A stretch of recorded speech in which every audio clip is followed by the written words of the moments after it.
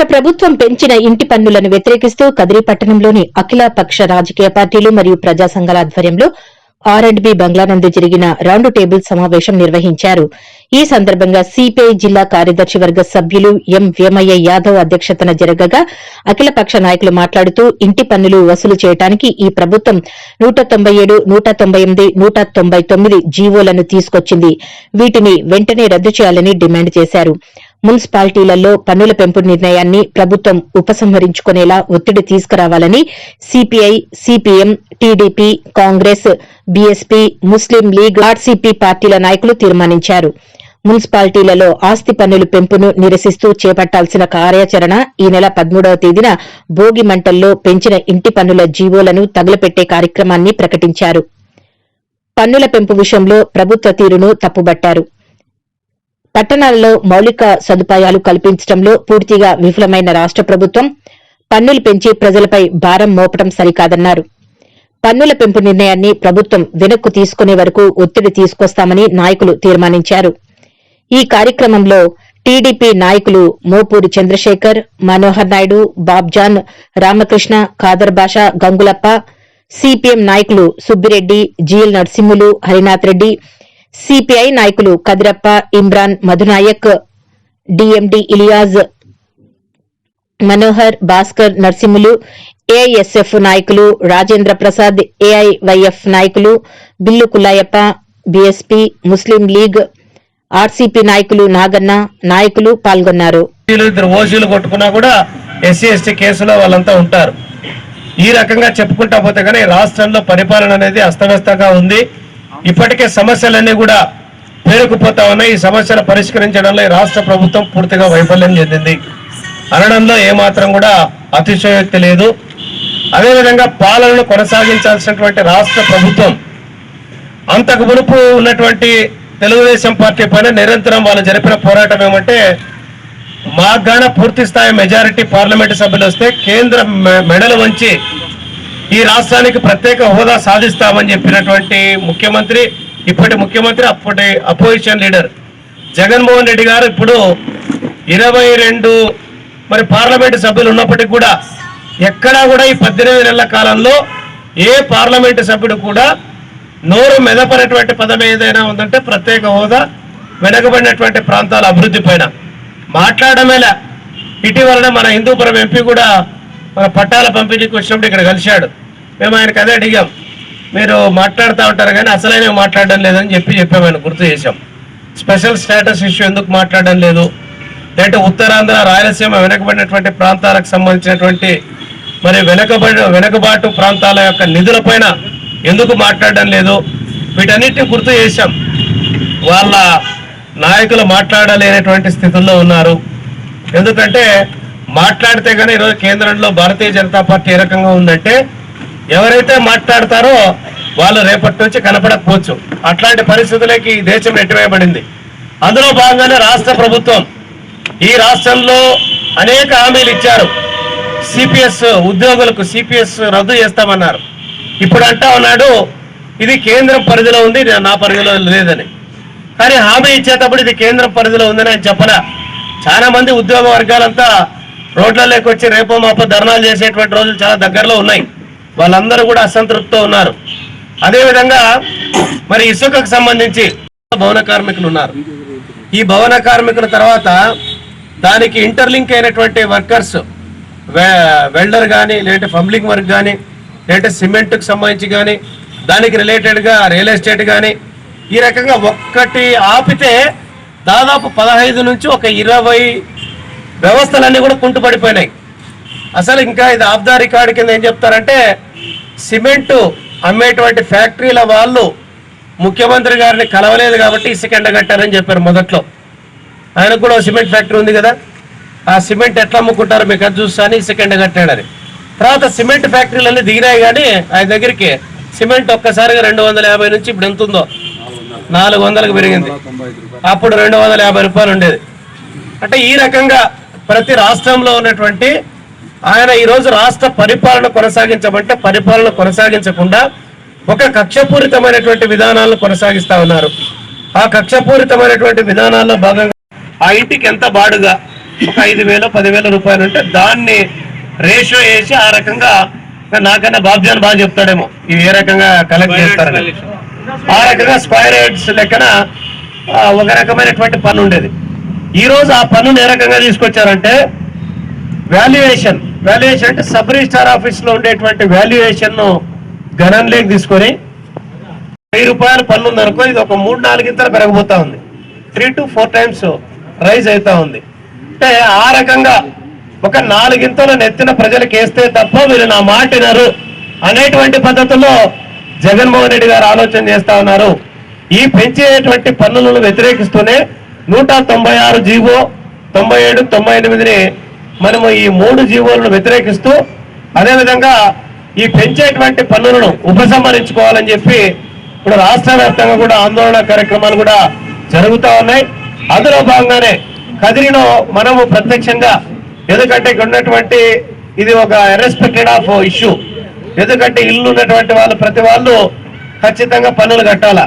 చాలా మంది కొంతమంది అయినా మేము బాడిగింట్లో ఉన్నాంలే, మాకు కాదు కదా, మా ఓనర్కి ఆ మాత్రం పడలే అనుకోద్దండి, ఆ ఓనర్కి అది పెరుగుతానే మీకు బాడీ పెంచుతాడు ఆయన. కాబట్టి మీరు అది కూడా ఒకసారి ఆలోచన చేయండి.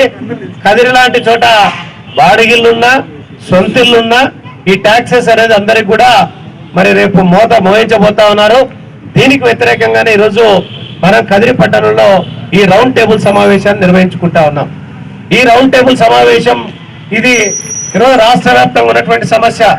రాష్ట్ర వ్యాప్తంగా ప్రజలు రేపు భవిష్యత్తులో ఈ సమస్యను అధిగమించాలంటే పోరాటాలు, ఉద్యమాలే శరణ్యం. ఇవి మనం ప్రజలందరినీ కూడా సమీకరించి రోడ్లపైకి వస్తే తప్ప ఈ ప్రభుత్వం వెనకాడదు. ఎందుకు ఈ మాట చెప్తా ఉన్నానంటే, టిడ్కో హౌసెస్ ఉన్నాయి అక్కడ. ఆర్టీఓ ఆఫీస్ దగ్గరికి ఒక రోజు పోయినప్పుడు మేము పోయాం.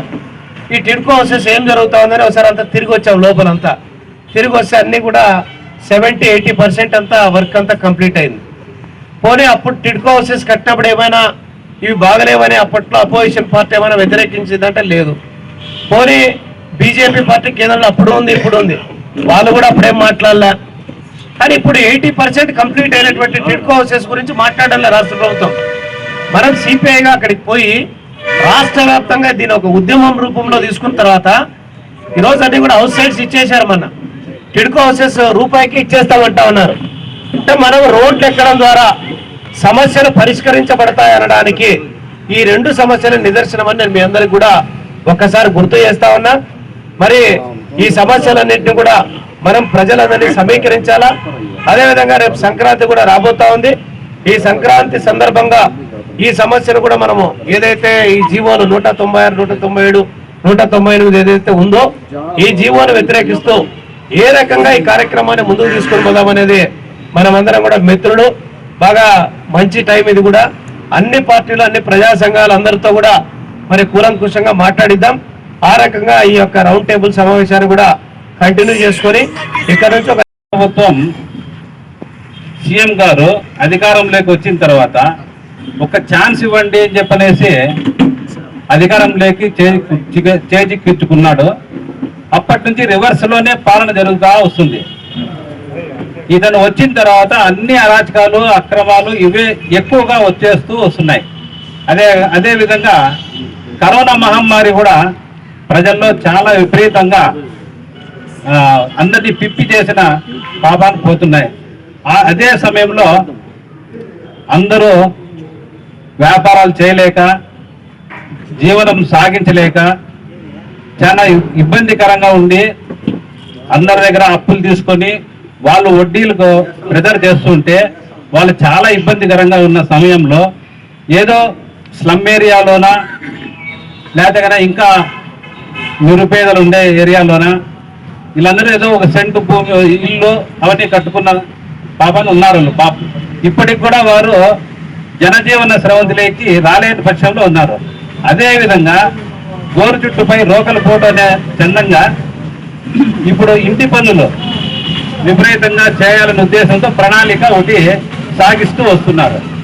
దాంట్లో కుక్క ఉంటే కుక్కకు పన్ను, ఇంటి తర్వాత వచ్చి ఒక తలాకు అంటే ఇంట్లో ఎంతమంది ఉంటే అంతమందికి పన్ను, అదే బాత్రూమ్లు ఉంటే బాత్రూమ్కు పన్ను, ఆ రకంగా చేయాలనే ఉద్దేశంతో వీళ్ళు ఉన్నారని మాకు తెలిసింది.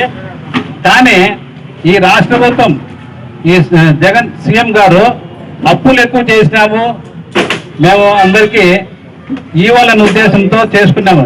ఆయన అప్పులు ఎక్కువ చేసి పేద ప్రజల పైన ఈ ఇంటి పన్నులు ఈ ప్రకంగా వేయడము మంచిది కాదు. ఇటువంటి పన్నులు వేయడానికి మా తెలుగుదేశం పార్టీ తరఫున మేము వ్యతిరేకిస్తున్నాము. అదేవిధంగా వాళ్ళైనా పన్నులు మీరు ఎవరైనా ఏమైనా చేసుకుని మేము విధించేదే పన్నులు వేసేదే అని చెప్పని వారు ఏమైనా చేసి ఇప్పటి నుంచి మేము ఏ కార్యక్రమం కన్నా ప్రభుత్వానికి ఎదురెట్టి ఆ పన్నులు వేయకుండా చేయాలనే ఉద్దేశంతో మేము చేయాలని మా తెలుగుదేశం పార్టీ తరఫున మేము చేస్తున్నాము. ప్రభుత్వం ఎన్నడూ లేని విధంగా ఎక్కడైనా చట్టాలు చేయాలంటే పార్లమెంట్లో మన అసెంబ్లీ శాసనసభ సమావేశాల్లో చర్చ జరిగి ప్రతిపక్షాల అభిప్రాయాలు తీసుకొని ఆ తర్వాత సవరణలు మార్పులు లేదంటే చట్టాలు చేయడం అనేది ఇంతవరకున్న సాంప్రదాయం. అయితే ఇప్పుడు వచ్చినటువంటి మున్సిపల్ సవరణ చట్టాలు ఏవైతే ఉన్నాయో ఇవన్నీ కూడా ఏకపక్షంగా ప్రభుత్వం చేసింది. గతంలో ఆర్డినెన్స్ పేరుతో చట్టాలను సవరించి మొన్న సమావేశాలు జరిపి కరోనా కాలంలో స్టడీస్ అప్పుడు లేకుండా ప్రతిపక్షాల యొక్క ప్రస్తావన చేయకుండా మొత్తం వాళ్ళకి అధికారం ఉందనే ఒక మదంతో ఆ చట్టాలను సవరించింది. ఆ చట్టాలకు వ్యతిరేకంగానే మనం ఇక్కడ ఈ చర్చ పెట్టుకున్నాం. అసలు ఈ చట్టాల్లో ఏముందన్న విషయం అందరం కూడా మనం మాట్లాడుకోవాలి.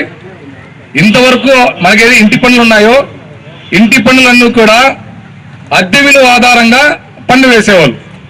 ఇప్పుడు దాన్ని ఆస్తి విలువ ఆధారంగా అని చెప్పి చట్టంలో రాసినాడు. అసలు ఆస్తి విలువ అంటే ఏమి అనేది మనం దాన్ని చర్చించాలి.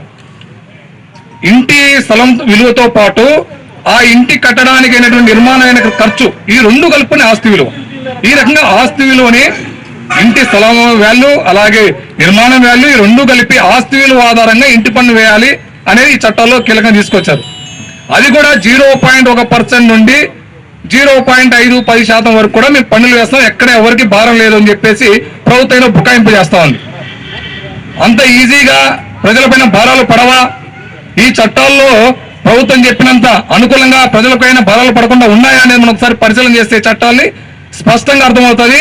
రాబోయే రోజుల్లో ప్రజలపైన పన్నుల పేరుతో ప్రజల యొక్క డబ్బుల్ని మొత్తం ఈ రాష్ట్ర ఖజానా నింపుకోవడానికి ఉద్దేశంతో ఈ చట్టాలు చేశారు తప్ప ఎక్కడా కూడా ప్రజలకు ఉపశమనం కలిగించే చట్టాలు కావు. ఇవి కేవలం ఆదాయాన్ని దృష్టిలో పెట్టుకొని మున్సిపాలిటీలని వ్యాపార సంస్థలుగా మార్చడం కోసమే చట్టాలను సవరించింది ప్రభుత్వం అనేది మనం అందరం కూడా గమనంలో పెట్టుకోవాలి.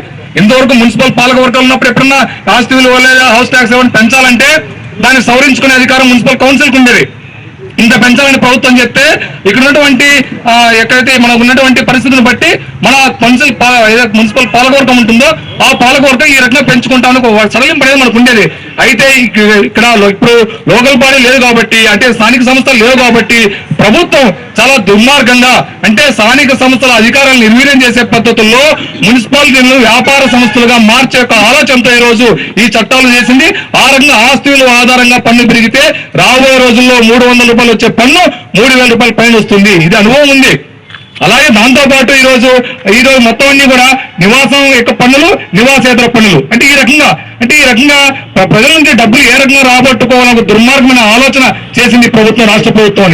ఎందుకు చేసింది ఇట్లా అంటే కేంద్రంలో ఉన్నటువంటి బీజేపీ ప్రభుత్వం ఈ దేశంలో సంస్కరణలు తీసుకొచ్చింది. ఈ సంస్కరణలు ఎవరైతే అమలు చేస్తారో వాళ్ళకి మేము లోన్ తీసుకోవడానికి అవకాశం ఇస్తాం, డబ్బులు ఇస్తాం, గ్రాంట్లు ఇస్తామని చెప్పి ఈ దేశంలో ఇప్పటి వరకు 2 రాష్ట్రాల్లో మాత్రం ఇట్లాంటి సంస్కరణలు తీసుకొచ్చారు. ఒకటి ఆంధ్రప్రదేశ్ ముందుగా ఉన్నారు జగనన్న.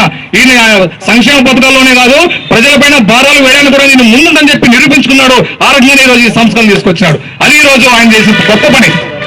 ఎన్ని సంక్షేమ పథకాలు పెట్టి ప్రజలు నడ్డి విరుస్తున్నారు. ఒక పక్క మద్యం ధరలు మొదలుకొని మొత్తం కూరగాయల ధర వరకు ఇష్టారాజ్యంగా పెరిగిపోతా ఉంటే అడ్డుకట్టడం చేత కాలేదు. కానీ ఈ సంస్థలు తీసుకొచ్చి ఈరోజు ప్రజల యొక్క డబ్బుల్ని దండుకోవడానికి ఈరోజు ఆ రకంగా మున్సిపల్ చట్టాలను ఈరోజు సవరించారు. దీంతో పాటు మధ్యప్రదేశ్ అంటే ఈ దేశంలో 2 రాష్ట్రాలు మాత్రమే చట్టాలు తీసుకొచ్చాయి. ఆ రాష్ట్రాలు కూడా ఇప్పుడు కేంద్ర ప్రభుత్వం చెప్పింది చాలా సబ్బాష్ బాగా చేసిన జగనన్న కాబట్టి 4000 రూపాయలు 4400 కోట్ల రూపాయలు గ్రాంట్ గా ఇస్తున్నామని అంటే ప్రజలపైన భారాలు వేసి ఖజానా నింపుకొని సంక్షేమ పథకాలు ఖర్చు పెట్టినటువంటి ప్రజల డబ్బుల్ని కప్పిపుచ్చుకోవడానికి భారాలు వేయడానికి ప్రభుత్వం ఈ రకంగా చేసింది తప్ప నిజంగా ప్రజల సంక్షేమం కోసం చేసింది అనే విషయాన్ని మనందరూ కూడా గుర్తుపెట్టుకోవాలి. అలా కదిరి ప్రాంతంలో కదిరి యొక్క మున్సిపల్ లెక్కల ప్రకారమే 21,140 అసెస్మెంట్స్ ఉన్నాయి. ఇప్పటికీ ఖాళీ ప్లాట్లు వాళ్ళ లెక్క ప్రకారం 857 ఉన్నాయి.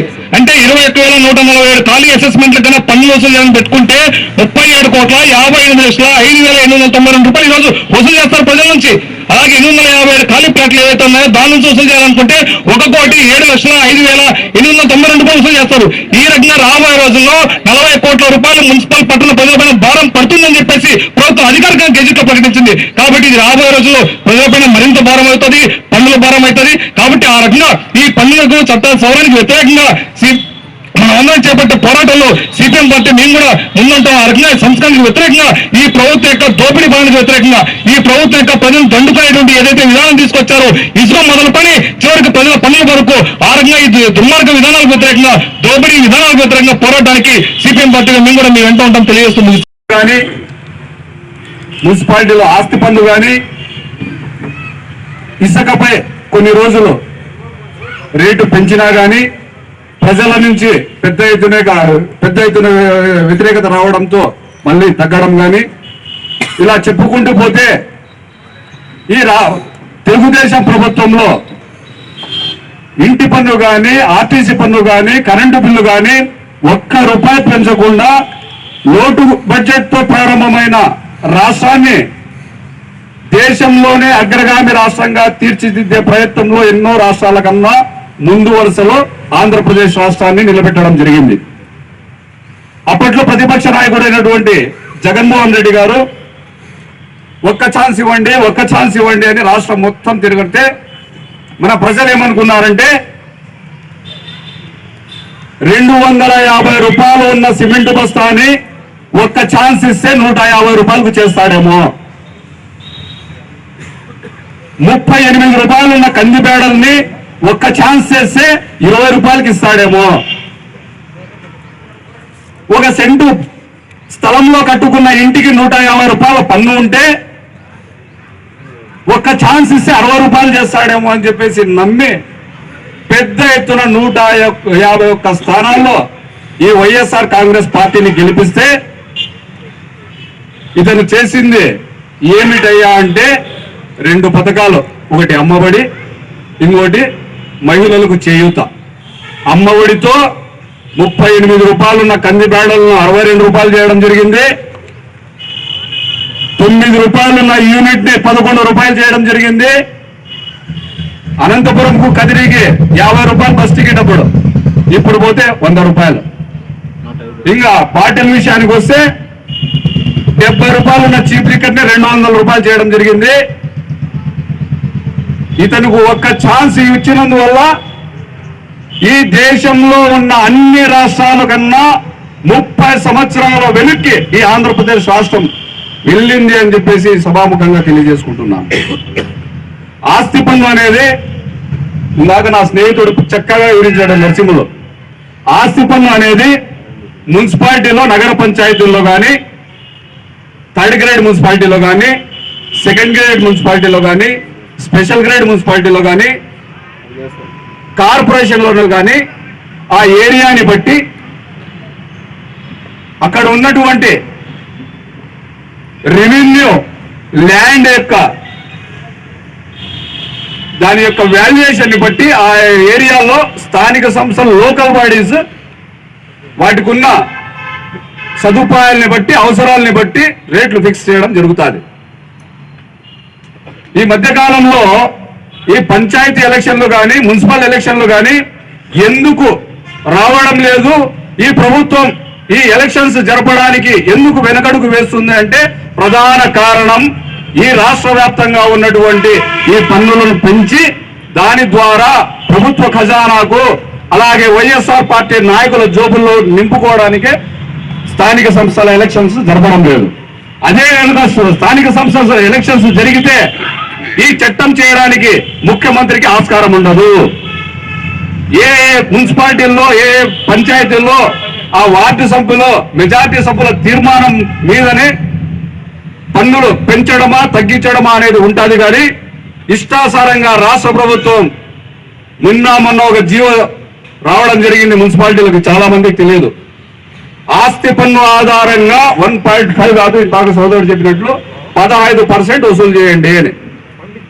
ఆస్తి పన్ను ఆధారంగా ఆస్తి పన్ను ఆధారంగా అంటే ఒక పూరి గుడిసె 1 లక్ష రూపాయల ఒక పూరి గుడిసె ఉంటే ఆమె 15,000 కట్టాలన్నా ఇంటి పన్ను 6 నెలలకు.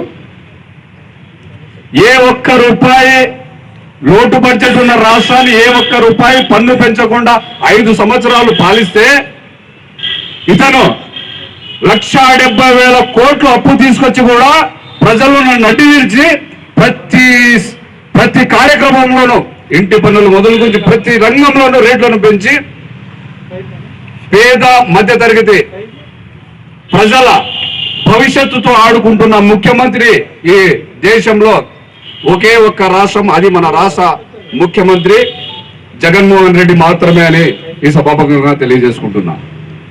గతంలో కూడా ఈ కదిరి మున్సిపాలిటీ విషయానికి వస్తే ఏ రోజు 5 సంవత్సరాల కాలంలో ఏ రోజు మున్సిపాలిటీలో 1 రూపాయి పన్ను పెంచలే. కానీ ఉన్న పన్నులను కొంచెం కఠినతరమైన వసూలు చేయడం జరిగింది. నిన్న మొన్న పేపర్లో చూశాను, మున్సిపల్ కౌన్సిల్ హాల్ ఓపెన్ చేశారు. తెలుగుదేశం ప్రభుత్వంలో 70 లక్షల రూపాయల గ్రాంట్ ఆ రోజే రిలీజ్ చేయడం జరిగింది కౌన్సిల్ హాల్ ని. నిన్న పేపర్ ప్రారంభోత్సవ పేపర్ చూస్తే 1,15,00,000 వ్యయంతో మున్సిపల్ కౌన్సిల్ హాల్ కొత్త భవనం ఏర్పాటు. అంటే ప్రభుత్వం నుంచి వచ్చిన 70 లక్షల రూపాయలతో మిగతా డబ్బును ఎక్కడ వాడుకున్నారంటే జనరల్ ఫండ్ నుంచి వాడుకున్నారు. ఈ జనరల్ ఫండ్ నుంచి వాడుకున్న 45 లక్షల రూపాయలను జనరల్ ఫండ్ అనేది మున్సిపాలిటీల్లో ఎక్కడైనా రోడ్లు వేయడానికి కానీ, ఎక్కడైనా నీటి వసతి కల్పించడానికి కానీ, మౌలిక సదుపాయాలు కల్పించుకోవడానికి మాత్రమే ఉపయోగించే జనరల్ ఫండ్ను వీళ్ళ పబ్లిసిటీ పిచ్చి కోసం, వీళ్ళు ఏదో సాధించేసాము అని చెప్పుకోవడానికి కోసం లక్షల జనరల్ ఫండ్లు బిల్డింగులకు వీళ్ళ పబ్లిసిటీ స్టంట్ల కోసం ఉపయోగిస్తున్నారు. ఇది ఎంతవరకు కరెక్ట్ అని చెప్పేసి ఈ రౌండ్ టేబుల్ సమావేశ పూర్వకంగా అధికార పార్టీని ప్రశ్నించుకున్నాం. కేవలం ఒక ఇంటి పనులే కాదు, మొట్టమొదటిసారిగా విద్యుత్ ఛార్జీలు కూడా పెంచారు. ఒక్క మాటలో చెప్పాలంటే ఈ రాష్ట్ర ముఖ్యమంత్రి ఒక ఆర్థిక నేరగాడు. ఆర్థిక నేరగాడిని పెట్టామంటే ఏమవుతుంది, వాడు ఆర్థిక నేరగాడు చూసుకుంటూనే పోతూ ఉంటాడు. కాబట్టి మొట్టమొదటిసారి రాష్ట్రంలో మనం ఎన్నుకున్న ఒక ముఖ్యమంత్రి ఆర్థిక నేరగాడు కాబట్టి నేను ఇదే విధంగా చేస్తూ ఉంటాడు. కాబట్టి ఇక ఈరోజు మున్సిపాలిటీలో ప్రజాప్రతినిధులు కౌన్సిలర్గా ఏది లేదు వర్గం. కాబట్టి వీళ్ళు ఇష్టం వచ్చినట్లుగా, వీళ్ళు స్వతంత్రంగా వీళ్ళు చెప్పిందే వేదంగా కూడా ఈరోజు ఇష్టం వచ్చినట్టుగా పన్నులు పెంచి పన్నుల రూపంలో దోసుకుంటున్నారు ఈరోజు. కాబట్టి మనం కూడా మొత్తం ఈ కదిరి టౌన్ ఉన్నటువంటి అఖిలపక్షంతో పాటు మేము మా వంతు కూడా రాయలసీమ కమ్యూనిస్ట్ పార్టీగా చెప్తున్నాం. దీన్ని మేము తీవ్రంగా ఖండిస్తున్నాం. ఈ ఇంటి పన్నులు అయితేనేమి, కరెంటు బిల్లులు అయితేనేమి, ప్రజా వ్యతిరేక విధానాలను కూడా చేసినటువంటి ఈ వైఎస్ఆర్ పార్టీని, అధికార పార్టీని ఎండగట్టాలంటే కదిలో ఉన్నటువంటి అఖిలపక్ష పార్టీ మందు కూడా ఏకదాటి పెట్టుకొచ్చి వాటికి సంబంధించినటువంటి ప్రజా సంఘాలు, విద్యార్థి సంఘాలు, కార్మిక సంఘాలు, మరి అనేక సంఘాలు కలిసి వచ్చేటువంటి అనేక ఈ విధ టౌన్లో ఉన్నటువంటి ప్రజా సంఘాలన్నీ కూడా, ఉద్యోగ సంఘాలు కూడా కలిసి వచ్చే సంఘాలను కూడా కలుపుకొని పెద్ద ఎత్తున మనం ఈ రాష్ట్రంలో జరుగుతున్నటువంటి ఈ రాష్ట్ర ప్రభుత్వం యొక్క తీసుకున్నటువంటి నిర్ణయాలను, ప్రజలకు వ్యతిరేకంగా చేసినటువంటి నిర్ణయాలను ఎండగట్టాల్సినటువంటి ఆవశ్యకత దగ్గరకు వచ్చింది. కాబట్టి మేము కూడా రాయలసీమ కమ్యూనిస్ట్ పార్టీగా మా వంతు మేము కూడా ఈ పోరాటంలో ఉండి పోరాటానికి మేము కూడా సిద్ధమని చెప్పి ఈ సందర్భంగా తెలియజేస్తాం. ప్రభుత్వం అధికారంలో వచ్చిన తర్వాత పైన ఉండే బీజేపీ ప్రభుత్వానికి పూర్తిగా మద్దతుగా ఈరోజు పనిచేయడం ప్రతి ఒక్కరు గుర్తిస్తున్నారు. అదేవిధంగా ఈరోజు మన రాష్ట్రంలో వైసీపీ ప్రభుత్వం సామాన్య ప్రజల పట్ల వాళ్ళ అవసరాలకు ఇబ్బంది కలిగించే విధంగా ఈరోజు మున్సిపాలిటీ పన్నులు పెంచడం చాలా బాధాకరమైన విషయం. ఎందుకంటే ఈ ప్రభుత్వము సామాన్య ప్రజల పట్ల చిత్తశుద్ధి లేదని స్పష్టంగా కనబడతా ఉంది. రాబోయే కాలంలో కూడా ఈ ప్రభుత్వము ప్రజలకు ఎంతో ఇబ్బంది పెట్టే విధంగా ఈరోజు కార్యరూపం దాల్చడం మనమంతా గ్రహించాలి. ఇక్కడ ఈ ప్రోగ్రామ్, ఈ మీటింగ్ ఏర్పాటు చేసిన నాయకులకు ధన్యవాదాలు. మరి నీకు సిమెంట్ ఫ్యాక్టరీ ఉంది, మరి సిమెంట్ ధరలు చూసి ఇంప్రూవ్మెంట్ పెరిగినాయి. ఈ సిమెంట్ ధరలు పెరగడానికి కారణము కరెంటు ఛార్జీలు పెంచలే, లేదంటే గనులు ఇస్తాను ఏవి పెంచలే, వాళ్ళకి సిమెంట్ ఫ్యాక్టరీలు పనిచేసే కార్మికులు జీతాలు పెంచలే, లేదంటే వాళ్ళకి బోనస్లు పెరగలే. మరి సిమెంట్ ధరలు పెరిగినాయో జగన్మోహన్ రెడ్డి గారుగా. ఈయన సెటిల్మెంట్ ముఖ్యమంత్రి, మన దేశ చరిత్రలో ఎక్కడ కానీ ఇట్లా సెటిల్మెంట్ ముఖ్యమంత్రి వచ్చిన్నాడు. ఈయన విశాఖపట్నంలో ఫ్యాక్టరీలో ఒక ప్రమాదం సంభవించిన తర్వాత దానికి సంబంధించి బాధితులను పరామర్శించకుండా విమానాశ్రయంలోనే సెటిల్మెంట్ చేసుకొని ₹1 కోటి ప్రకారం సెటిల్మెంట్ చేశాడు. ఆ తర్వాత ఎవరు సచ్చినా కులాన్ని బట్టి సెటిల్మెంట్ ఉంటుంది. ఇది కూడా మనకందరికి తెలిసిన విషయమే. కులాన్ని బట్టి, ఆ కులానికి ఉండే బలాన్ని బట్టి, ఆ కులంలో బలంలో ఉండే గడాన్ని బట్టి సెటిల్మెంట్లు జరుగుతూ ఉంటాయి. ఆ ప్రకారంగా ముస్లింలు ఇళ్ళలో ఎవరు అత్యాచారం గురి చేస్తే 3 లక్షలు రేట్ ఫిక్స్ చేసినాడు అన్న. మరి అదేవిధంగా రెడ్డి సామాజిక వర్గంలో సస్యగాన వాళ్లకు అత్యాచారం పాల్పడిన వాళ్ళకి కానీ, ఘోరం చేసిన వాళ్ళకి కానీ ఎన్కౌంటర్గా వాళ్ళగా సెటిల్మెంట్ చేసుకుంటూ పోతున్నాడు. మరి ఏ విధంగా ఇది కూడా ఒక సెటిల్మెంట్ చేశాడు ఆయన. గతంలో గత పాలకులు అది పార్టీ ఏదైనా కానీ వాళ్ళు ఇచ్చిన పట్టాలు 2 సెంట్లు 3 సెంట్లు ఉండే పాత పట్టాలు కూడా రద్దు చేసి 1 సెంట్ ఇచ్చినారంట. ఈయన మనకు తలకాయలు కాదు మోగాళ్ళ మెదుడు మనిషి గోరంట్ల మాధవ్ గారు ఏంటంటే మొన్న మీటింగ్ లో ఆ 1 సెంట్ పట్టా ఇస్తున్నాడు. ఈయనకు మోకాల్లోనే ఫిక్స్ అయిపోయాం మనంతా. ఆయన ఏమన్నాడంటే ముస్లిం ఇళ్లలో ఆడే తింటారు, ఆడే ఎరుగుతారు, ఆడే కసువు ఉంటుంది, ఆడే వండుకుంటారు.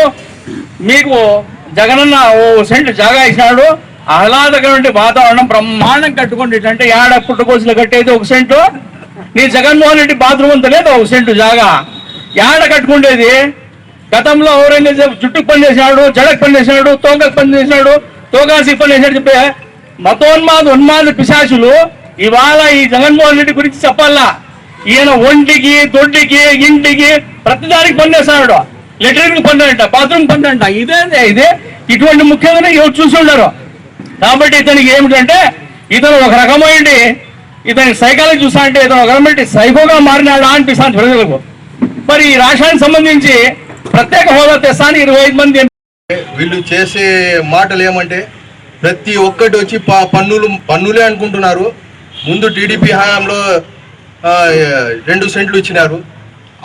ముఖ్యమంత్రి రాజశేఖర రెడ్డి రాష్ట్ర ప్రభుత్వం తగ్గిస్తే మంచిదని కోరుతూ ధన్యవాదాలు. ముందు ఏ రాజకీయ పార్టీ అయినా వివిధ రకాల్లో వివిధ అబద్ధాలు చెప్పి అధికారం వచ్చిన తర్వాత ప్రజల పట్ల ఎట్లా భారం వేయాలి, ప్రజల నెత్తిన అడుగు ఎట్లా పెట్టి భూలోకంలోకి తొక్కాలనేటువంటి కాన్సెప్ట్ అన్ని ప్రస్తుతం ఉన్న రాజకీయ పార్టీలు కొన్నిట్లో ఉన్నాయి. ఒకటి ఆస్తి పన్ను పెంపు, ఆదాయ విలువలను బట్టి అని చెప్పేటప్పుడు కొన్ని సందర్భాలు చూసినప్పుడు కొంతమంది ఏదో ₹10 సంపాదిద్దామనో లేదా బాగా లోన్ తీసుకొని ఇల్లు కట్టుకుందామనో నానా రకాల కారణాలతో ఇతర వాటితో ఆ ఇల్లు తీసుకొచ్చి కట్టుకున్న తర్వాత ఇది ₹1 కోటి చేస్తుంది. ఈ ₹1 కోటి ఏదైనా ట్యాక్స్ వేద్దామంటే ఆ వడ్డీకి ఈ ట్యాక్స్కి ఈ ఇల్లు అమ్మేసి మళ్ళీ గుడిసెలకి పోయేటువంటి పరిస్థితి ఈరోజు ప్రభుత్వం చేస్తుంది. ఇది ఒకటే కాదు, మున్సిపాలిటీ ట్యాక్స్ పెంచడమే కాదు, మనం గమనించినట్లయితే ఈరోజు పప్పులు పెరిగినాయి, స్టోర్లో ఇచ్చేటువంటి కందిదాలు పెరిగినాయి, పామాయిలు పెరిగినాయి. ఎందుకు పెరిగినాయి? కేంద్ర ప్రభుత్వం జిఎస్టీ పేరుతో నిత్యావసర సరుకులన్నింటినీ కూడా ధరలు పెరిగే విధంగా ట్యాక్స్ వేయడం వల్ల పెరిగినాయి. కాబట్టి రాబోయే రోజుల్లో మనం జాగ్రత్త పడకుండా మేలుకోకుండా పోతే మరింత సంక్షోభంలోకి నెట్టేటువంటి పరిస్థితి ఈరోజు కేంద్రం కానీ రాష్ట్రం కానీ పూనుకున్నాయి. ఈరోజు కేంద్ర ప్రభుత్వం ఎన్నికలకు ముందు నోట్ల రద్దు సందర్భంగా చెప్పిందేమి, బ్లాక్ మనీ అంతా తీసుకొస్తా, ఆ బ్లాక్ మనీ తీసుకొచ్చిన తర్వాత ప్రతి ఒక్కరి అకౌంట్లో ₹15 లక్షల జీరో అకౌంట్లంతా ఓపెన్ చేసుకోండి, మీ అకౌంట్లోకి వేస్తామని చెప్పి ప్రజలకు చెప్పి నరేంద్ర మోడీ గారు చేసిన పని ఏంటంటే ధనవంతుల దగ్గర ఉన్నటువంటి బ్లాక్ మనీనంతా వైట్ మనీని మార్చుకోవడం దానికోసం చేస్తున్నారు తప్ప ఆ నోట్లు మార్చుకునేటప్పుడు మనలాంటి పేదవాళ్ళు చిన్న చిన్న వాళ్ళందరూ కూడా బ్యాంకుల దగ్గర సరిపోయినారు. కానీ ట్రక్కులు పెద్ద పెద్ద కంపెనీలకు, మాఫియాలకు, రాజకీయ నాయకులకు పోయినాయి. కానీ దాంతో సరిపెట్టుకోకుండా కరోనా వచ్చిన సందర్భంగా కేంద్రంలో నరేంద్ర మోడీ గారు చెప్పింది ఏమంటే మొత్తం ఈ దేశ ప్రజలందరినీ కూడా ఆదుకుంటాం, కరోనా నుంచి ఎక్కడ మీరు భయపడద్దండి, మేమున్నాం, అని చెప్పి ప్రజల ఐక్యత కోసం మొట్టమొదటి ఆయన చెప్పిందేమి, అందరూ కూడా జ్యోతులు వెలిగించండి, చప్పట్లు కొట్టాడని చెప్పి జ్యోతులు చప్పట్లు తాగే తుడి చేసుకొని ఎక్కడ కరోనాలో ప్రజలు ఆదుకోలే. చాలా మంది బయట రాష్ట్రాలకు పోయినటువంటి కార్మికులందరూ కూడా కాలినడకన గమ్యస్థానానికి చేరుకోలేక కరోనా అంటే ఇది భయంకరమైనటువంటి జబ్బేమో, సస్తే మన సొంత గ్రామంలో చేద్దామని కొన్ని లక్షల మంది పాదయాత్రలతో నడిచి వెళ్తే దారిలో చనిపోయినటువంటి వాళ్ళకు కూడా పరామర్శించినటువంటి పాపన రాష్ట్ర ప్రభుత్వం కానీ కేంద్ర ప్రభుత్వం కానీ పోకపోగా ఏం చేస్తున్నారు, వ్యవసాయ రంగాన్ని కూడా ప్రజల మీద భారాలట్లేదు సంస్కరణలో భాగం వచ్చేసాయి. మొత్తం ఈ దేశంలో ఉన్నటువంటి వ్యవసాయాన్ని కూడా అంబానీ ఆదాయాన్ని కట్టపెట్టే విధంగా గత 3 నెలల కిందటే ఒక చట్టాన్ని తీసుకొచ్చింది. ఆ చట్టం పార్లమెంటులో ప్రతిపక్షాలతో చర్చ జరపలే, ప్రతిపక్షాల అభిప్రాయాలు తీసుకోవాలా, ఏకతాటిగా మూకుమ్మడిగా అందరినీ కూడా బయటకు నెట్టి ఆ చట్టాలను ఇంప్లిమెంటేషన్ చేసేస్తున్నారు. ఏంటి ఆ చట్టాలు? ఆయన చెప్పింది, నరేంద్ర మోడీ గారు చెప్పింది 4 చట్టాలు తీసుకొచ్చారు. కదిరి పట్టణంలోని కాలేజీ సర్కిల్ నుంచి కోనేరు వరకు రోడ్డు విస్తరణలో దేవాలయాలున్నాయని, అవేమీ పట్టించుకోకుండా కూలగొట్టడానికి అధికార పార్టీ నాయకులు పూనుకున్నారని, దేవుళ్ల జోలికొస్తే నామరూపాలు ఉండవని టీడీపీ నియోజకవర్గ ఇన్ఛార్జ్ మాజీ ఎమ్మెల్యే కందికుంట వెంకటప్రసాద్ అధికార పార్టీ నాయకుల తీరుపై మండిపడ్డారు. విలేకరుల సమావేశంలో వారు మాట్లాడుతూ లబ్దిదారులని ఇబ్బంది పెట్టడానికే నోటీసులను జారీ చేశారని, ఇది సరైన పద్దతి కాదన్నారు. చట్టరీత్యా జవాబు చెప్పాల్సిన బాధ్యత అధికారులపై ఉందన్నారు. ఇష్టానుసారంగా వ్యవహరిస్తే ఊరుకునే ప్రసక్తే లేదని తెలిపారు. ధర ప్రకటించకుండా భూసేకరణ చేపడితే ఎలా అని బలవంతంగా భూసేకరణ చేపడితే రోడ్డెక్కి ఉద్యమాలు చేస్తామని హెచ్చరించారు. గ్రామ చావుడి నుంచి కోనేరు వరకు అన్ని పట్టా భూములు అవన్నీ వారు కొనుగోలు చేసి నిర్మించుకున్నారని గుర్తు చేశారు. వివిధ రకాల అంశాలపై సమాచార హక్కు చట్టం ద్వారా కోరితే మున్సిపల్ అధికారులకు చీమ కుట్టినట్లు లేదని విమర్శించారు.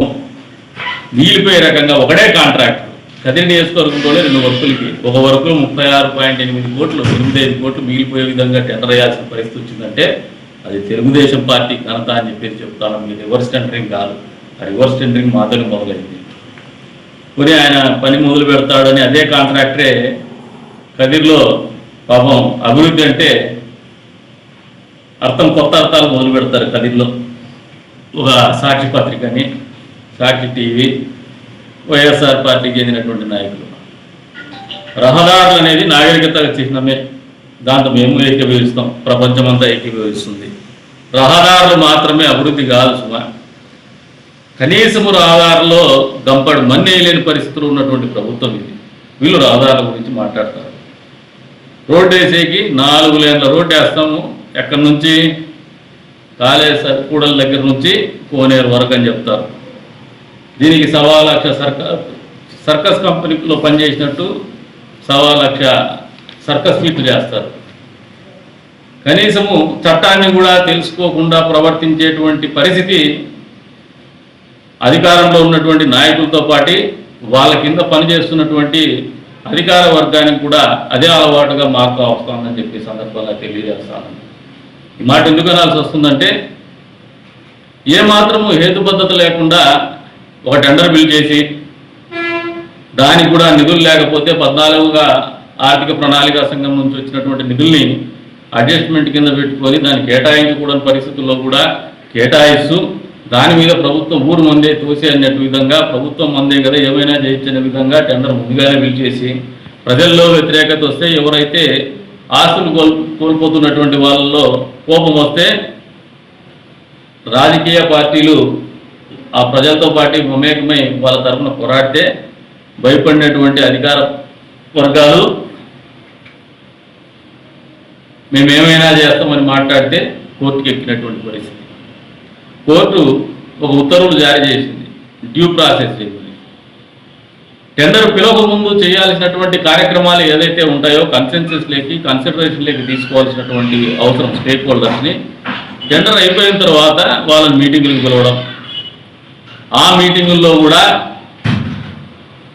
వాళ్ళ ఇష్టానికి తగినట్టు నోటీసులు ఇవ్వడం. మీటింగ్ పిలిచింది, నోటీస్ ఒకటి పిలుస్తారు, అజెండా ఒకటి చెప్తారు, అక్కడికి పోయిన తర్వాత సబ్జెక్ట్ వేరే ఉంటుంది, అజెండా మారిపోతుంది. ప్రశ్నిస్తేనేమో నోరు తెరిచి మాట్లాడరు. తదుపరి కార్యక్రమంలో మొన్న ఓ 3 సార్లు ఎప్పటికప్పుడు సర్వేలు కొత్త సర్వేలు చేస్తూ ఉంటారు. సర్వేలు చేసేకి ఎవరు వ్యతిరేకం కాదు, రోడ్లు వచ్చేకి ఎవరు వ్యతిరేకం కాదు. ఇక్కడ వ్యతిరేకతల్లా మీరు చట్టాన్ని అనుసరించి పనిచేయడం లేదు అనే ఆలోచనే అందరిలోనూ ఉందని చెప్పి సందర్భంగా తెలియజేస్తాను. ఈరోజు మీరు ఇచ్చినటువంటి నోటీసులు చూసిన తర్వాత ఇది పూర్తిగా తేటకల్లం అవుతుందని కూడా తెలియజేస్తాను. వీళ్ళు వేసే జానా రోడ్డుకి దాదాపు 10 నెలలు 12 నెలల పాటు సర్కస్ చేస్తూ ఉన్నారు. టెండర్ ప్రక్రియ అయిపోయిన తర్వాత దాదాపు 7-8 నెలల పాటు పెండింగ్ పెట్టుకొని కూర్చున్నారు చేతగాక. దీంట్లో 2 ఫేజులుగా పెట్టుకున్నారు. ఒకటి ఏదైతే ఉందో కాలేజ్ సర్కిల్ కూడల నుంచి గ్రామ చావిడి వరకు, గ్రామ చావిడి నుంచి కోనేరు వరకు. వీళ్ళకి అన్నీ తెలిసి ప్రజలకు ఏమీ తెలియదు అనుకొని అపోహలు పెట్టుకొని టెండర్ బిల్ చేసినారు. ఏమంటే మేమంతా పగలగొట్టుకుంటూ పోతే చూస్తూ ఊరికే ఉంటారు, మేము అధికారంలో ఉన్నాం, ఏమైనా చెలాయిస్తామని. బ్రిటిష్ వాళ్ళకి పోయినారంట, మనమెంత అందరికీ అన్నీ తెలుసు. ఏదైతే కోనేరు దగ్గర కాలేజ్ సర్కిల్ నుంచి ఉందో గ్రామ చావిడి వరకు దాంట్లో ప్రభుత్వ భూములు ఉన్నాయి. అప్పట్లో ట్రంక్ రోడ్డు కింద దాన్ని మీరు కొలతలు వేసేసి ఈ రోజున నోటీసులు ఇచ్చేకి చూసినారు. దాంట్లో కూడా అడ్డగోలుగా ప్రార్థనా మందిరాలు ఉన్నాయి. ఈ రోజున రాష్ట్రంలో ప్రార్థనా మందిరాల మీద పెద్ద ఎత్తున గొడవలు జరుగుతున్నాయి. ఇంత తెలిసినప్పుడు పరిస్థితుల్లో కూడా మీరు అక్కడ ఒక మస్జీద్ ఉంది, దాని తర్వాత గ్రామ చావిడి తర్వాత నరసింహస్వామి గారి కాంపౌండ్ ఉంది, దానికి ఎదురుగా షిరిడి సాయిబాబా గుడి ఉంది, దాని నుంచి కొంచెం ముందుకు వస్తే రామాలయం ఉంది. ఈ ద్వంద్వ ప్రమాణాలు అనేది దేవుళ్ళకు కూడా వర్తింపజేస్తున్నటువంటి ఘనత వైఎస్ఆర్ పార్టీకి, వైఎస్ఆర్ ప్రభుత్వానికి మాత్రమే దక్కుతుంది. ఆ అధికారులకు మాత్రమే దక్కుతుంది, ఆ ప్రభుత్వంలో పనిచేస్తున్నటువంటి అధికారులకు మాత్రమే దక్కుతుందని ఈ సందర్భంగా తెలియజేస్తాను. ఈ మాట ఎందుకంటున్నానంటే నామాలాంటి ముందర మసీదు ముట్టుకోరు, మార్కింగ్ ఇయ్యరు. నరసింహస్వామి గోడను ముట్టుకోరు, మార్కింగ్ ఇయ్యరు. ఏం పాపం చేసినాడు? పాపం షిరిడి సాయిబాబా గుడికి మాత్రం మార్కింగ్ ఇస్తారు, పక్కనే ఉండే రాముని గుడికి మాత్రం మార్కింగ్ ఇస్తారు. అసలు మార్కింగ్ చేయాల్సినటువంటి అవసరం అంటూ వస్తే అన్నీ కూడా మీరు ప్రజల సహకారం తీసుకొని ప్రజల ఆలోచనల మేరకు, వాళ్ళ మనోభావాలను నొప్పించకుండా వాళ్ళ మనోభీష్టం మేరకు మీరు కార్యక్రమాలను చేపట్టాల్సినటువంటి బాధ్యత మీ మీద ఉంది. అది పూర్తిగా విస్మరిస్తూ ఉన్నారు మీరు. అందులో భాగంగానే కాలేజ్ సర్కిల్ నుంచి మీరు గ్రామ చావిడి వరకు ఆత్రమాత్రంగా నోటీసులు ఇచ్చేసినారు. సరే, అదొక ఫేజు. సెకండ్ ఫేజ్ లేకొస్తే అదొక రకమైన నోటీస్ సర్వ్ చేసినారు, మీరు ఆక్రమణలో ఉన్నారని చెప్పేసి. గ్రామ చావిడి నుంచి కోనేరు వరకు ఉన్నటువంటి బిల్డింగులకి అందరికి ఏమి ఇచ్చినారంటే నోటీస్ ఇస్తూ దీంట్లో ఏదో రాకెట్ సైన్స్, ఇంకెవరికి చట్టం తెలియదు, న్యాయం తెలియదు అనే ధోరణిలో కొన్ని జీఓఎంఎస్ నెంబర్లను మెన్షన్ చేస్తూ టీడీఆర్ మీరు వచ్చేసి అన్నీ కూడా మీరు దసరాలు సమర్పించేసేయండి మున్సిపాలిటీలో, లేకపోతే మీరు టీడీఆర్కు అర్హులు గారు అని చెప్తున్నారు. ఫస్ట్ మేము టీడీఆర్కు కోరుకుంటున్నామా లేదా ప్రజలు లబ్ధిదారులు అనేది మీరు వాళ్ళ అభిప్రాయాలు తెలుసుకోవాల్సినటువంటి బాధ్యత మున్సిపల్ కమిషనర్ గారి మీద, తహసీల్దార్ గారి మీద ఉంది. పొద్దున్న నుంచి రాత్రి వరకు ఆడ కూర్చొని వీడియోలు చూసుకునేది కాదు. మీరు ప్రజల్లోకి వచ్చి ప్రజల మనోభిష్టాలను తెలుసుకోండి, చట్టాన్ని తెలుసుకోండి. చట్టం ఎవరికి తెలియకుండా పోదు, చట్టం ఎవరికి చుట్టం కూడా కాదు. ఇది అందరిది, ఇది అందరి కోసం చేస్తుంది. ఇది మీకు TDR transfer of development rights act ఏదైతే క్లియర్గా ఉందో లబ్ధిదారుల హక్కు అది. ఇది అమెరికాలో మొదలైంది, దాన్ని మనం పుణికిపుచ్చుకున్నాం. ఈ రోజున దానికి డీవియేషన్ కర్ణాటకలో బెంగళూరు మహానగరంలో పెద్ద ఎత్తున జరుగుతుంటే కోర్టు కూడా ఇంటర్ఫీర్ అయినటువంటి పరిస్థితులు ఉన్నాయి. టీడీఆర్ అనేది ఆస్తి హక్కుదారులు ఎవరైతే ఉన్నారో వాళ్ళు మా ఆస్తిని మీరు రోడ్డు విస్తరణకు మేము ఇవ్వడానికి సిద్ధంగా ఉన్నాము అన్నప్పుడు మీరు కొన్ని పత్రాలు లబ్ధిదారులకు ఇస్తారు. అది ఎవరు ఒప్పుకుంటే, ఆస్తి హక్కుదారులు ఒప్పుకుంటే అది వాళ్ళ అభీష్టం. అది వాళ్ళు ఒప్పుకోకపోతే దాన్ని ముట్టుకునేటువంటి హక్కు మీకు లేదు. చట్టం టీడీఆర్ యాక్ట్ కూడా క్లియర్గా ఉంది. Law is well settled. దాంట్లో మీకు ఎక్కడ కూడా అంబిగ్యూటీ కానీ అనవసరమైనటువంటి రాతపోతలు కానీ లేవని చెప్పి సందర్భంగా తెలియజేస్తా ఉన్నాను. మీరు ఈరోజు ఇస్తున్నటువంటి నోటీసు కూడా వాళ్ళని తికమక పెట్టేసి ఎవరైనా అమాయకులు ఉంటే వాళ్ళని పెడదవ పట్టించే విధంగానే మీరు చేస్తున్నారు. దీనికి చట్టరీత్యా మీరు ఖచ్చితంగా జవాబు చెప్పాల్సినటువంటి పరిస్థితి ఉంది. ఆల్రెడీ ఇన్ఫర్మేషన్ యాక్ట్ ప్రకారము మీరు చేసినటువంటి కరోనా ఖర్చులు, ఇతరత్రా ఖర్చుల్ని అన్ని బుక్కులు అడిగితే ఇంతవరకు మీరు సబ్మిట్ చేయలే. మున్సిపాలిటీ అథారిటీస్, కమిషనర్ కావచ్చు, అక్కడ ఉన్నటువంటి ఆయన ఇన్ఛార్జు ఇంజనీర్ కావచ్చు, వీళ్ళ మీద చర్యలు తీసుకోవాలని చెప్పేసి ఎవరైతే ఆ ఇన్ఫర్మేషన్ యాక్ట్ ప్రకారం అడిగినారో ఆ సమయంలో మీరు ఇవ్వనందుకు మీ మీద కంప్లైంట్ ఫిర్యాదు కూడా కమిషనర్ గారికి కూడా చేయడం జరిగింది. ఇంకా మీకు బుద్ధి రానటువంటి పరిస్థితుల్లో ఇటువంటి కార్యక్రమాలు చేస్తూ ఉంటే వచ్చే రోజుల్లో ప్రజలు ఇంకా బాగా బుద్ధి చెప్తారు. ఇంత సర్కస్ చేసుకుంటూ ఏదో పూర్వకాలంలో అనుకున్నారంటే అమాయక పాపం ఒక పెద్ద ఏనుగు పోతానిందంట. అరే ఇంతలా ఉంది, ఇంత ఎత్తుంది, దీని పిల్లలు ఎంత ఉన్నాయి, ఎంత పెద్ద ఎత్తున శబ్దం చేస్తూ పిత్తుతుందో, ఏనుగు బిత్తుతుందని ఊరంతా వేసుకుంటే తుస్సనిందంట. అది ఆ రకంగా ఈ నోటీస్ కూడా అదే రకంగా చేస్తున్నారు.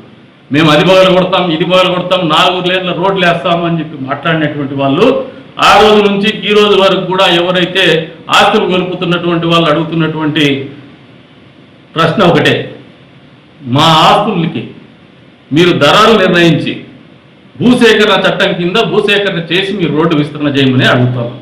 ఆ రోజు అదే అడుగుతున్నాం, ఈ రోజు అదే అడుగుతాం. గ్రామ చావిడి నుంచి కోనేరు వరకు ఉండేటువంటి పట్టా భూమి ఇది, వాళ్ళు కొని కట్టుకోండేటివి. ఇదేం ప్రభుత్వ భూమి కాదు. మీరు అందుకనే తెలివిగా టీడీఆర్కు మీరు డాక్యుమెంట్స్ ఇవ్వండి అని చెప్పేసి నోటీసులు ఇస్తున్నారు. మీకు ఏ రకమైనటువంటి హక్కు మీరు టీడీఆర్కు బద్దులు కండెని చెప్పగలిగినటువంటి స్థాయి ఏ బ్యూరోక్రాట్ కూడా లేదని చెప్పి సందర్భంగా తెలియజేస్తున్నాం. చట్టం ప్రకారం మీరు అడిగే హక్కు లేదు. నోటీస్ ఇవ్వాల్సిన పద్ధతి ఇది కాదు.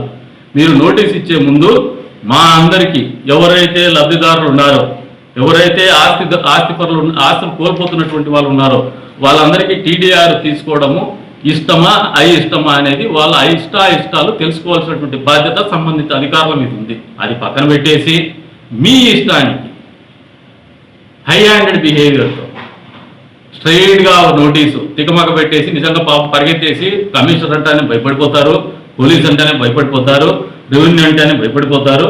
నోటీస్ ఇచ్చేసి వచ్చి ఆస్తులది పేపర్లు ఇచ్చేస్తారు. పేపర్లు ఇచ్చే సంతకం తీసుకుని మీరు ఒప్పుకున్నారు, టీడీఆర్కు ఒప్పుకున్నారని చెప్పేసి పగలగొడతామని కోరికి వాళ్ళు పోతున్నారు. ప్రజలు కూడా అప్పీల్ చేస్తున్నారు, ఎవరు కూడా మీకు ఇష్టానికి వ్యతిరేకంగా టీడీఆర్ అమలు చేయడానికి వాళ్ళకి ఏ రకమైనటువంటి హక్కు లేదు. ఏ అధికారికి కూడా లేదు, ముఖ్యమంత్రికి కూడా లేదు, ప్రధానమంత్రికి కూడా లేదు. అది మన హక్కు, మన రాజ్యాంగం కల్పించినటువంటి ఆస్తి హక్కు మనది. దాన్ని కోల్పోవడానికి ఏదైనా మనకు ఇష్టం ఉంటే టీడీఆర్ తీసుకొని నేను అంగీకరిస్తాననంటే మాత్రమే వాళ్ళు అమలు చేయగలిగిన వాళ్ళు. వాళ్ళకు మనకి ఇష్టం లేనటువంటి పరిస్థితుల్లో టీడీఆర్కు అంగీకరించమని బలవంతం పెట్టే హక్కు వాళ్ళకు లేదు. వాళ్ళు ఇదే క్రమంలో ఆస్తులు తొలగింపు కార్యక్రమము ఆక్రమణలు తొలగించవచ్చు, కానీ ఆస్తులు తొలగించేటువంటి హక్కులు వాళ్ళకు లేవు. ఆస్తులు అని చెప్తా ఉన్నాను, ఆక్రమణలు కాదు. మీరు ఇచ్చిన నోటీస్ ప్రకారం ఇవి మా ఆస్తులని మీరు నిర్ణయిస్తూ ఉన్నారు, ఆక్రమణలు అని చెప్పలా. మీరు చేసే ఏ కార్యక్రమం అయినా కూడా భవిష్యత్తులో ఖచ్చితంగా ఆ రోజు చెప్తున్నాం, వీధి పోరాటాలు చేస్తాం, న్యాయ పోరాటాలు చేస్తాం, రెండింటికి కూడా సిద్ధంగా ఉంటాము. హక్కుదారులకు కూడా ఒకటే చెప్తాను, అప్పీల్ చేస్తా ఉన్నాను.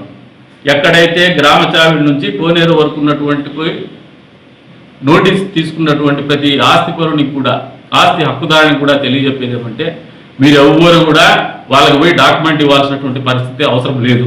మీరు సమాధానం ఇవ్వండి నోటీస్కి, మీ లాయర్ల ద్వారా సమాధానం ఇవ్వండి. టీడీఆర్కు మీరు ఒప్పుకుంటే అది మీ ఇష్టం, నేనైతే బలవంతం పెట్టను. టీడీఆర్ ఇష్టం లేనప్పుడు వాళ్ళేం బలవంతం చేయాల్సినటువంటి పరిస్థితి లేదు. వాళ్ళు వచ్చి మన ఆస్తులు ముట్టుకునేటువంటి హక్కు వాళ్ళకి లేదు. ఎవ్వరు భయపడాల్సినటువంటి పని లేదు. కాబట్టి అందరూ కూడా నోటీసులకు బదులు ఇవ్వమని చెప్తాను. కమిటీ వాళ్ళు ఎవరైతే పోరాట కమిటీ ఉందో వాళ్ళకు కూడా అదే అప్పీల్ చేస్తాను. మీరు ఈ నోటీస్కి రిప్లై ఇవ్వండి, కానీ మీ ఆస్తి పత్రాలు సమర్పించేటువంటి అవసరం ఏమాత్రం లేదు. కమిషనర్ కావచ్చు, రెవెన్యూ అథారిటీస్ కావచ్చు అని చెప్పి సందర్భంగా తెలియజేస్తున్నాను. ఎవరైనా ఆ రకంగా బలవంతం పెడితే రోడ్డు ఎక్కి కూర్చోండి. ఖచ్చితంగా మీ అందరి తరఫున పోరాడడానికి మేము కూడా ఉన్నాము. ఏదో పదే వాళ్ళు తిరువలు చేసి మాట్లాడుతూ ఉంటారు తెలుగుదేశం పార్టీకి సంబంధం కాదు. తెలుగుదేశం పార్టీ ప్రజా సమస్యల మీద ఎప్పుడు పోరాడుతుంది. కందికొండ ప్రసాద్గా నేను చెప్తా ఉన్నాను. ఇది కందికొండ ప్రసాద్ అనేవాడు ఎవరైతే ఆస్తులు పోగొట్టుకుంటున్న వాళ్ళు ఉన్నారో వాళ్ళని భయాందోళన గురి చేసి ఏదో ఒక రంగా మా పని గాలిద్దాం అనుకుంటున్నారో వాళ్ళకు వ్యతిరేకంగా పోరాడడానికి పూర్తి స్థాయిలో ఎంటుంటాను నేను. దీన్ని పోరాడేటువంటి క్రమంలో ఎంత స్థాయికైనా పోవడానికి సిద్ధంగా ఉంటాము. ఇది మన హక్కు. ఈ నోటీస్ ప్రకారమే మున్సిపాలిటీ అథారిటీసు, రెవెన్యూ అథారిటీసు ఈ రోజున గ్రామ చావిడి నుంచి కోనేరు వరకు ఉన్నటువంటి ఆస్తిదారులకందరికీ కూడా, ఆస్తి ఓనర్లకందరికీ కూడా క్రిస్టల్ క్లియర్గా తెలియజెప్పింది ఏమంటే, మీరు ఒప్పుకొని టీడీఆర్ ఒప్పుకుంటే మాత్రమే వాళ్ళు చేయగలిగిందే చేయగలుగుతారు. అదర్వైజ్ వాళ్ళు ముట్టుకునేటువంటి పరిస్థితి లేదు. వాళ్ళు నిజంగా ఆస్తి తీసుకొని ఆస్తిని పగలగొట్టి చేయాలంటే వాళ్ళు ఖచ్చితంగా ల్యాండ్ అక్విజిషన్ యాక్ట్ ఏదైతే ఉందో, భూసేకరణ చట్టం ఏదైతే ఉందో, ఆంధ్రప్రదేశ్ భూసేకరణ చట్టం, ఆ చట్టాన్ని ప్రకారము వాళ్ళ ఆస్తులు తీసుకోవాల్సినటువంటి అవసరం ఉంటుంది. ఆ చట్టం ప్రకారము నష్టపరిహారం చెల్లించాల్సినటువంటి అవసరం ఉంటుంది. కానీ ఏ రకంగానూ వాళ్ళు ఈ ఆస్తులు కూలగొట్టడానికి కానీ ముట్టుకోవడానికి కానీ ఇప్పటి నుంచి మార్కింగ్కి వస్తే కూడా కాళ్ళు ఇరగొడతామని చెప్తాను. చేతులతో ముట్టుకోము, ఇంకా కాళ్ళు ఇరగొడతామని చెప్తాను. వాళ్ళ చేతనేం చేసుకున్నాం, ఇంతవరకు గౌరవించినాం. Now we have been served with a notice. ఈ నోటీస్ ప్రకారం మీరు టీడీఆర్కి పిలుస్తారు, మాకు ఇష్టం లేదు, మా ఆస్తి దగ్గరికి వచ్చి మీరు ఇంకొకసారి మార్కింగ్ చేస్తే మర్యాద ఉండదని చెప్పేసి కూడా